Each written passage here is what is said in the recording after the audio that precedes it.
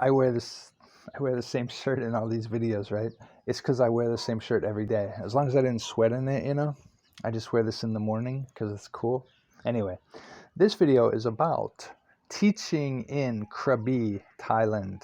What is it like? Is it worth it to come here to teach? How is it different than teaching in other places? What is it like to live here, etc. So the first thing would be the pay. The pay in Krabi is lower than other areas. Why is that?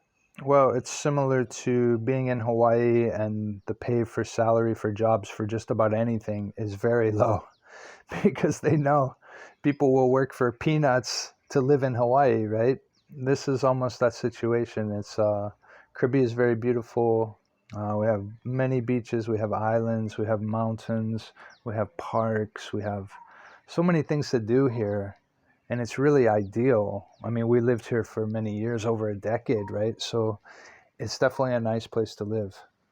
What happens then is that school programs, they cut the salaries to, like, some schools want to pay $28,000 a month. Mostly it's about 30. That's if you have bachelors from the States, from the USA. So it's not very good, is it? Maybe you can make 35,000. So I have a master's degree. I was offered 32,000 at this place close by our house, and I just said, yeah, I can't work for that. So pay is less, sometimes dramatically less. You can go to Chayapum, you can go to Loi, you can go to, what's that place we were just in? Ang Thong province. These are all north of Bangkok, and they desperately need teachers, and they'll pay 40,000 plus just to get you to come for a year. They'll be happy if you stay for a year. That's quite a bit more than what you can make here. So the programs here, because they pay so little, they have very little tolerance for foreigners.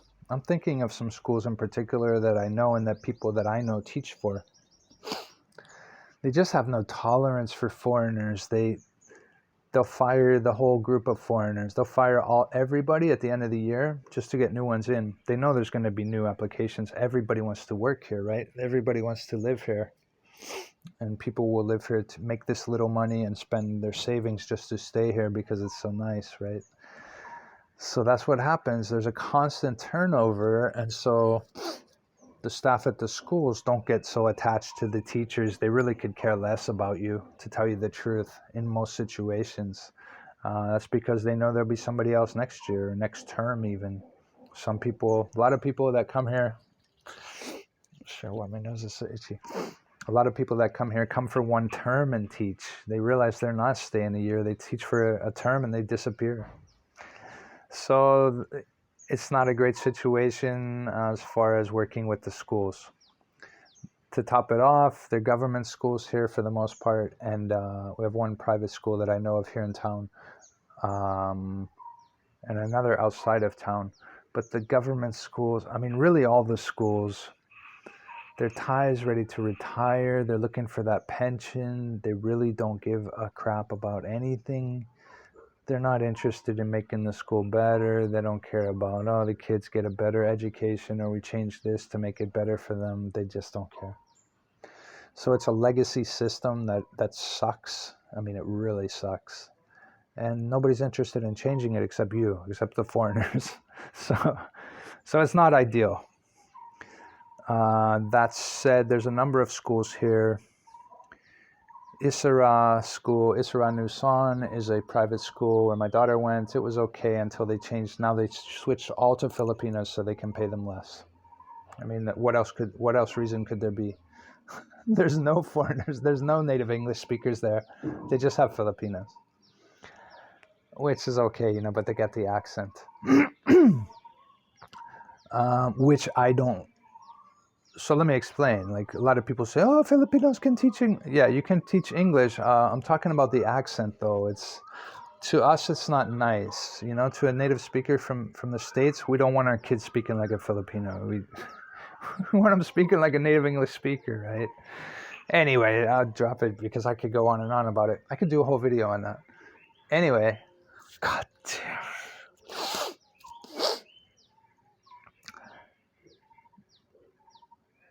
So there's Isra Nusan. There's Amart is for M1, M6 students, higher level secondary students.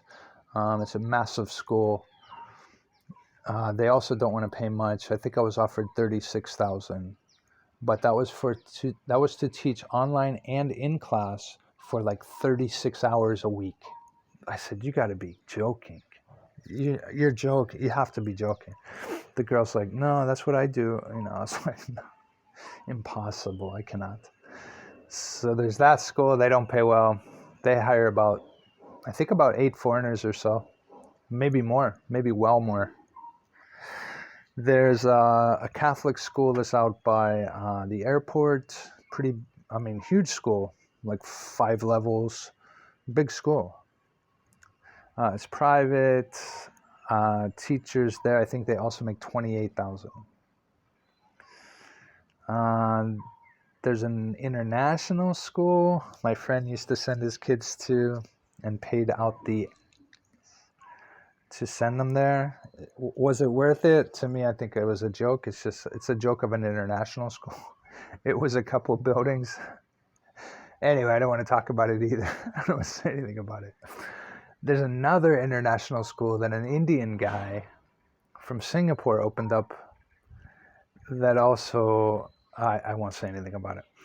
I don't want to, I'm not going to jail for slander or something. Anyway, there are some schools here. Probably none of them are going to pay you very well at all. If you want to stay in Krabi, you'll just go there and make whatever they want to give you and be happy about it.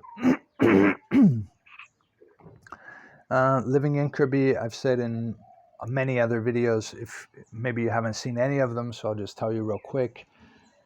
It's wonderful, nice environment. People don't gawk at you like you're a foreigner. They see plenty of foreigners. Things are expensive here. Housing is expensive. Housing is expensive. Food is expensive. 50 baht for a bowl of guitiao. 60 baht for a pisette, like special, like extra ingredients. Woo! Oh my, the wife just brought some food in. And lots of things to do. We're by the beach. The air is wet here. It's not dry, which I like better. We have mountains here to climb. We have parks. We have national parks. We have many islands to go visit. We can easily get to Trong. We can easily get to... is it Koh Samet? We can easily get to Langkawi, Malaysia in the south. We could do a border run there when we have border runs, if we go back to that.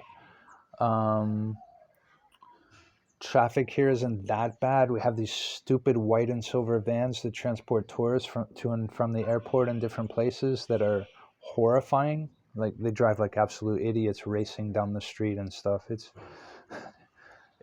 absolutely ridiculous. Thailand lets that go on. But we have those here, way too many of those, hundreds and hundreds and hundreds of those. Driving a motorbike in Krabi is usually okay unless it's those vans where you get people on crystal meth or something that are driving like idiots. But in general, driving a motorbike here is pretty okay. As long as you don't have to go like from town to the beach or something like that. Can be scary for some people. We have a nice park here. It's on the water. They call it Krabi River. It's not a river. It's an inlet for the ocean. The fresh water is actually a very small part of what that is. We have a marina here. Nobody really uses 3-4 boats. I think they must be tearing down a house out in front.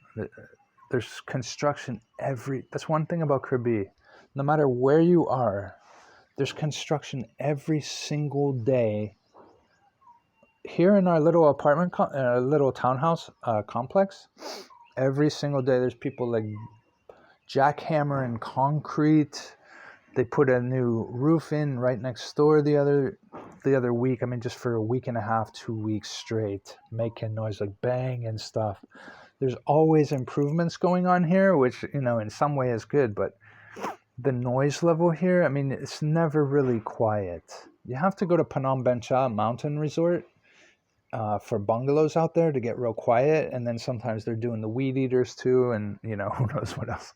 But you have to get away from the city to have quiet. Thailand isn't really a quiet place, Krabi included. What else could I say? It's very green here. You can see this is the backyard. There's lots of green. Here's the townhouse next door. It's modern. It's good. We have air conditioning and everything. Wow, there goes a bluebird. That was amazing.